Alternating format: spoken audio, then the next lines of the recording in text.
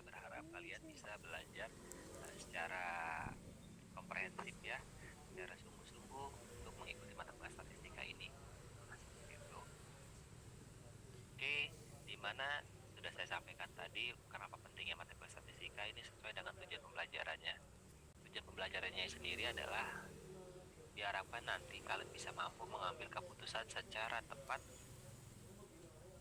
dalam konteks penyelesaian masalah di bidang keahliannya, yaitu bidang pendidikan maksudnya ya, berdasarkan hasil analisis informasi dan data yang ada. Sampling. Yang kedua, mampu mendokumentasikan, menyimpan, mengamankan, dan menemukan kembali data untuk menjamin kesahihan hasil analisis data. Jadi nanti jika kalian menghitung data dengan Excel misalnya, soft filenya kalau bisa harus ada, atau bisa kalian print hard jadi hard file. Jadi ketika nanti di bagian menjamin kesahihan hasil analisis data, ketika dosen penguji misalnya mengecek, oh ini data kalau udah benar nih, coba saya lihat hitungan manualnya, kalian bisa menunjukkan ini hitungan manualnya, ini langkah-langkahnya dari Excel itu. Kalau pakai SPSS juga ada datanya. Atau misalnya kalian mengirimkan data itu ke artikel, tidak menguji skripsi misalnya ke jalur artikel, ya tetap biasanya di bagian kolom apa ya, website OJS-nya atau sistem OJS-nya itu ada bagian adalah file tambahan. Nah, file tambahan itu bisa kalian kirimkan datanya. Tapi biasanya data nggak dikirimkan sih, karena itu data jadi pribadi kalian. Khawatir data itu diambil orang lain untuk diolah. Ya, tapi setidaknya kalau memang apa ya, editor jurnal itu meminta, kalian bisa memberikannya. Atau untuk membuktikan kesahihannya bisa diberikan. Tujuannya seperti itu. Lalu Sampling materi pengolahan pembelajaran data hipotesis. statistika sendiri sebenarnya hanya 3 pusat kita atau fokus kita. Sampling, yaitu di mana kita akan menentukan sampelnya di mana, besarnya seberapa, dan sebanyak apa sampel yang digunakan. Itu nanti kita belajar di statistika. Lalu pengolahan data, cara-cara mengolah, menentukan normalitas, probabilitas, dan segala macamnya ada di Gue sini. mau ke warung deh. Dan juga menguji hipotesis kita. Madura kali Uji ya? hipotesis itu Mau beli dapat dilakukan dengan menggunakan statistika sendiri, cemilan aja. di mana hipotesis adalah dugaan awal yang terbimbing dan juga terbukti secara akademis. Ya, hipotesis itu menjadi penting karena ketika kita melakukan penelitian berangkat dari studi literatur, kita sudah banyak baca, ternyata kayaknya dugaan saya model pelajaran A ini bagus deh untuk meningkatkan Kemarin jurnal motivasi. gimana? Atau misalnya Jurnal kemarin kalau gimana? saya wawancara ini hasilnya kira-kira bagaimana ya. Nah, kalau sudah punya hipotesis sendiri, dugaan sendiri, dan itu kita uji apakah dugaan kalian itu sudah sesuai atau belum dengan hasil yang ada di lapangan. Nah, pengujian ini kita gunakan secara statistika. Oke, itu ya materi yang kita bahas. Selanjutnya, ini strategi perkuliahan dan kriteria penilaian. Ini sebenarnya umum dan lazim yang sudah ada bertahun-tahun kalian kuliah dari semester 1 sampai semester 4 kemarin. Pertama, kuliah ini diberikan kepada mahasiswa reguler sarjana pendidikan bahasa dan sastra Indonesia yang mengambil mata kuliah ini, maksudnya mata kuliah statistika. Perkuliahan dilaksanakan sebanyak 14 kali Madura dulu pertemuan ya. kuliah tatap muka, baik nanti secara maya maupun secara real di kelas, ya baik secara online maupun secara offline. Dan 2 kali ujian, yaitu jadi pertemuan 1 sampai 7, nanti pertemuan 8-nya kita UTS. Pertemuan ke-9 sampai 15 kita UAS, 16-nya kita UAS. Oke, itu sudah biasa kan ya. Di mana metode perkuliahan ini adalah kombinasi antara ceramah, diskusi, presentasi, dan latihan. Ceramah itu dari saya biasanya untuk penguatan, pemberian kedalaman materi, dan diskusi ini adanya interaksi antara kalian dengan teman sebaya, kalian dengan saya. Jadi nanti akan ada diskusi permasalahan-permasalahan yang ada, nanti kita kuatkan di situ. Oke, presentasi ini dilakukan oleh kalian semua dengan pembagian kelompok nanti akan saya jelaskan teknisnya. Dan latihan ini memang di setiap kuliah kita kita akan ada latihan mengerjakan sesuatu berkaitan dengan materinya. Agar apa? Agar kalian memiliki kedalaman, memiliki feeling yang sangat baik ketika mengerjakan statistik atau menghitung dengan menggunakan metode statistik. Oke. Nilai akhir ini seperti biasa ada 4 aspek. Pertama keaktifan, kedua tugas, ketiga UTS, keempat UAS. Persentase ini yang dilakukan oleh kelas sebelah kalian tadi, kelas sebelumnya maksudnya di kelas 5C. Keaktifan ini maksimal 10%, lalu tugas ini maksimal 30%, UTS ini di sistem itu 35 maksimalnya. Untuk UAS sendiri maksimalnya adalah 40%, sorry maaf. Nah ini yang bagian UTS, dari tugas sampai ke UAS ini persentasenya boleh kalian atur sedemikian rupa seinginnya kalian silakan mengajukan diskusi karena kalian sendiri yang tahu kondisinya. Yang penting totalnya itu 100% dari kepala aspek ini. Silakan. Tugas berapa persen di kelas kalian?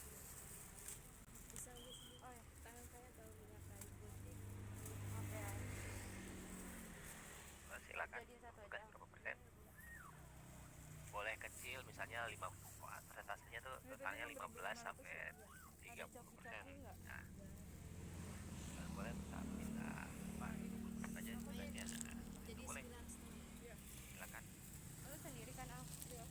Iya Pak, mungkin tugas seperti di mata kuliah yang lain ya Pak, itu biasanya 20% sih Pak. Oke, 20%. Oke ya. Oke. Yang lain mau 20% atau enggak? Silakan. Yesro, Rara, Zahra, silakan. Firda, Agnia, Bembeng itunya ada nggak? Zian, Aulia, Nabila. Maciki aja deh 2. Tidak ada yang komentar, 20% aja ya. Oke, 20%. Selanjutnya untuk UTS Bembeng juga nggak ada. berapa, Mas Yuda? UTS bisa 30% Pak. Oke, UTS 30% ya. Ini berapa? 30%. Oke, maka UAS praktis sisanya ya. 40 sisanya, ini total jadi 100. Oke, gitu ya. Ada yang ingin dirubah kira-kira?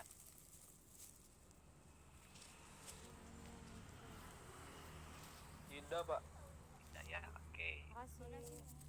Selang nilainya itu kalian sudah tahu ya, dari A sampai E, di mana yang saya akan menggambarkan yang B itu rentang nilainya dari 70 sampai 79, yang A itu dari 80 sampai ke 100. Nah, saya ingat itu karena harapan saya kalian nilainya ya itu aja 2. Jangan sampai ke C atau D ya. Jadi A atau B saja. Oke. Selanjutnya nih tata tertib mahasiswa. Oke, yang pertama, mahasiswa wajib mengikuti perkuliahan minimal 75%. Ini sudah ada di sistem, jadi memang bukan dari saya ya, jadi sistemnya seperti itu. Jadi ketika kalian bisa hitung-hitung aja, misalnya dari pertemuan pertama sampai pertemuan 7, itu 75%-nya berapa sih? Jadi kalian bisa menghitung, oh maksimal saya tidak masuk itu berapa kali. Agar apa? Agar nanti nama kalian muncul atau tidak di lembar kartu UTS-nya, ya, di absensi di UTS. Oke. Yang kedua, menggunakan pakaian rapi dan sopan. Bagi perempuan tidak diperkenankan menggunakan mukena. Kenapa tidak diperkenankan menggunakan mukena? Karena nanti dikhawatirkan kalian seperti tidak siap, buru-buru mau Zoom meeting pakai mukena. Lebih baik kalau kalian memang buru-buru pakai hijab yang gampang dipakai aja, yang masuk gitu ya, lebih gampang seperti itu. Lalu laki-laki tidak diperkenankan menggunakan kaos. Kalau mau menggunakan kaos ketika kita via Zoom maksudnya ya, via Zoom itu kalian pakai kaos polo yang ada kerahnya, harapan saya seperti itu, minimal biar lebih rapih lah. Tapi kalau kita kuliahnya offline ya, karena di lingkungan kampus UHAMKA itu menuntut adanya pakaian rapi, misalnya perempuan harus longgar, tidak menunjukkan lekuk tubuh, dan laki-laki harus menggunakan kemeja, mau tidak mau teman-teman harus pakai kemeja. Itu ya, yang laki-laki. Oke, itu jadinya. Lalu ini toleransi keterlambatan masuk kuliah, maksimal itu 15 menit. Jadi kalau lewat dari 15 menit, saya berhak tidak mengadmit mahasiswa apabila terlambat lebih dari 15 menit. Tapi ini kondisi ini ketika kalian tidak memberikan informasi di awal. Pak, mohon maaf saya terlambat karena di jalan sedang macet. Pak, mohon maaf saya tidak bisa mengikuti perkuliahan Zoom di awal karena wifi saya sedang mati. Nah itu tolong konfirmasi sebelum perkuliahan dimulai. Nah gitu ya. Tapi kalau sudah lewat dari 15 menit kalau tidak ada konfirmasi, berarti praktis ketika kalian masuk tidak diizinkan. Oke gitu ya. Bagi mahasiswa dan bagi saya ini dosen wajib hadir maksimal keterlambatan 15 menit. Jadi bukan hanya kalian yang diberikan kewajiban untuk hadir, saya juga harus memiliki tanggung jawab atau integritas untuk hadir 15 menit maksimal terlambatnya 15 menit dari jadwal yang sudah ditentukan. Dan juga ini sama seperti kondisi kalian, kecuali saya memang sebelumnya sudah menginformasikan, mohon maaf saya nanti datangnya terlambat pukul sekian. Nah gitu ya, jadi sudah ada diskusi di awal. Jadi kita sama-sama enak ya, jadi kalian tidak nunggu-nunggu atau tidak membuang waktu gitu ya. Nah nanti kalau memang saya tidak memberikan informasi apa-apa dan sudah 15 menit, kalian berhak ketika saya datang dan mau kuliah boleh mengusir saya, tidak apa-apa. Pak, mohon maaf sudah lewat 15 menit karena Bapak tidak ada konfirmasi, jadi kuliah hari ini kita liburkan gitu ya. Jadi sama-sama adil ya, bukan hanya saya memberikan punishment kepada kalian, tapi kalian juga memberikan punishment kepada saya. Jadi kita ada kesetaraan waktu yang diberikan. Nanti juga harapannya akan ada transfer pedagogik yang diberikan. Jadi kalau ikhlas kuliahnya, saya juga ikhlas memberikan materi, jadinya sama-sama ada ilmu yang bisa ditransfer. Oke, setuju yang poin C? Halo semua? Setuju Pak. Setuju ya, bagi saya seperti itu. Lalu ini ketika kondisinya online kuliahnya, maka wajib mengaktifkan video yang digunakan dari awal sampai akhir pembelajaran. Agar apa? Agar saya merasa tetap ada diskusi antara saya dengan kalian. Jangan sampai kalau kalian off cam, ya saya kayak ngomong sama laptop sendirian ya. Dan kalian kan kalau off cam saya nggak tahu lagi ngapain, ada yang lagi tiduran. Kalau lagi tiduran kuliahnya kan nanti kalian kayak dengerin radio ya. Saya ngomong kalian dengerin aja kayak gitu ya. Oke. Lalu juga apabila saya memanggil 2 kali tidak ada jawaban, maka mahasiswa tersebut dianggap tidak hadir. Maksudnya kecuali kalian sudah beri informasi di awal, misalnya lewat ini berkaitan dengan setelahnya ya, lagi di kamar mandi saya panggil tidak jawab ya tidak apa-apa, karena sudah memberikan informasi di bawahnya ini izin melalui chat kepada dosen ketika meninggalkan ruang interaksi. Maksudnya nanti ketika kalian mau kamar mandi atau dipanggil orang tua, Pak izin saya kamar mandi dulu, Pak izin saya dipanggil orang tua sebentar, itu tidak apa-apa. Tidak perlu menginstruksi ketika temannya ada diskusi atau saya sedang menjelaskan, langsung saja di chat saja di grup, di link Zoom, lalu nanti kamera kalian dimatikan saja dulu. Nah temannya yang lain yang ingin izin juga harus menunggu yang teman sudah izin pertama itu hadir kembali di ruangan. Jadi kalian recall temannya atau kalian calling temannya, balik ke ruangan gantian, saya mau izin soalnya. Nah gitu ya, jadi harus antri, tidak semuanya izin. Kalau semuanya izin nanti kelasnya kosong. Oke, begitu juga nanti di ruang kelas, misalnya kalian mau ke kamar mandi, langsung aja bangun, kasih kode aja saya mau bangun, mau kamar mandi gitu, atau mau keluar, izin aja. Nanti yang lain tunggu temannya ketika ingin izin. Oke, bisa ya? Paham yang kondisi yang D dan E? Paham Pak. Oke. Ada yang ingin dihilangkan atau diganti? Ada yang ingin dihilangkan gak tuh?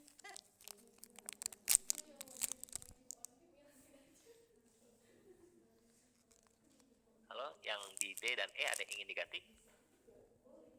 Cukup Pak sepertinya. Cukup ya, oke, terima kasih. Selanjutnya di bagian F. Nah, di bagian F ini adalah berkaitan dengan teknik mengajar saya sebenarnya.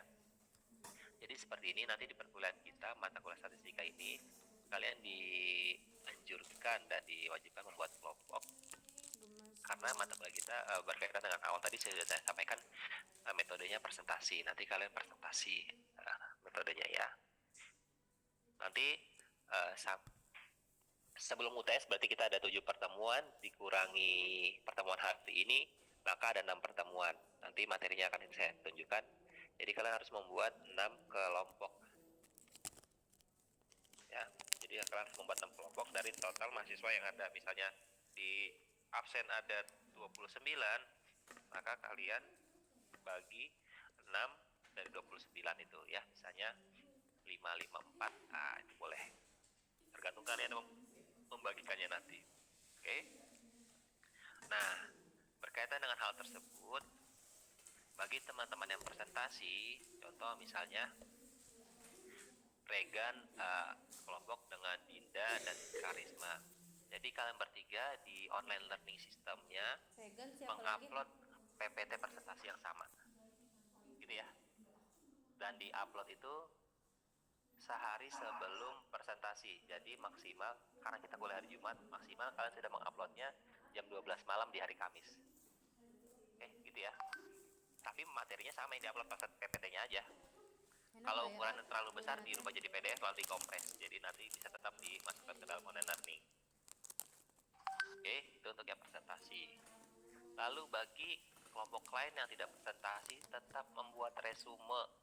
Ya, resume awal pengantar kuliah. Maksudnya apa? Ketika materinya tentang pengolahan data. Jadi teman-teman yang lain juga sudah membaca bab pengolahan data, membuat resume dengan kata-kata kalian. Ya, meskipun intinya nanti sama, misalnya Anissa sama dengan Fadila, lalu sama dengan Agnia, ya itu tidak apa. Yang penting kata-kata kalian Fadila. sendiri. Nah, nanti kalian juga menguploadnya sehari sebelum hari ini. Jadi maksimal jam 12 malam sudah kalian upload di online learning system. Oke, gitu ya. Harapannya apa sih? Harapannya ketika kalian masuk ke kelas, kalian karena sudah baca, jadi tahu apa yang ingin ditanyakan. Jadi ada masalah yang kalian bawa. Nah, nanti itu bisa ditanyakan ke kelompok yang sedang presentasi.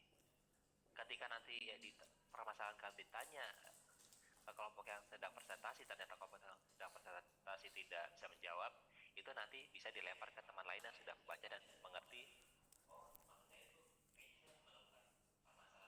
Oh, maksud saya kayaknya saya menemukan permasalahan ini di bagian ini deh, nanti bisa menjelaskan. Atau misalnya setelah diskusi kelas karena saya tidak ada yang tahu, nanti dilempar ke saya, nanti bisa saya jelaskan dan memberikan penguatan, gitu ya. Kalau memang misalnya ternyata pertanyaan itu tidak bisa dijelaskan oleh saya juga, nanti itu jadi PR pribadi saya, nanti insya Allah seminggu setelahnya akan saya jelaskan di kelas, gitu ya. Harapannya kuliah kita tuh komprehensif dan menyeluruh. Minggu depan di kelas. Seperti itu. Jadi kalian bisa menggunakan ilmu statistika ini di tugas akhir Akunya nanti. kelihatan aku. Oke, bisa ya. Jadi bagian tidak presentasi mengumpulkan resume awal perkuliahannya itu di online learning sama dengan yang presentasi di hari Kamis jam 12 malam. Oke. Selanjutnya, hasil tes dikirimkan melalui sistem online learning juga pada rentang waktu yang diberikan. Jadi misalnya kita ujian hari Jumat jam 8 sampai jam 10, ya sudah di online learning akan saya buka jam 8 sampai jam 10. Jadi kalian bisa mengumpulkan di situ. Tapi biasanya di soal tesnya saya juga berikan link, entah itu link Google Drive atau email saya. Jadi kalian bisa mengirimkannya dua, di online learning dan di email saya. Oke. Ada yang ingin ditanyakan? Belum dilanjut? Saya Pak, kalau untuk presentasi itu dari online learning juga atau gimana Pak? Gimana?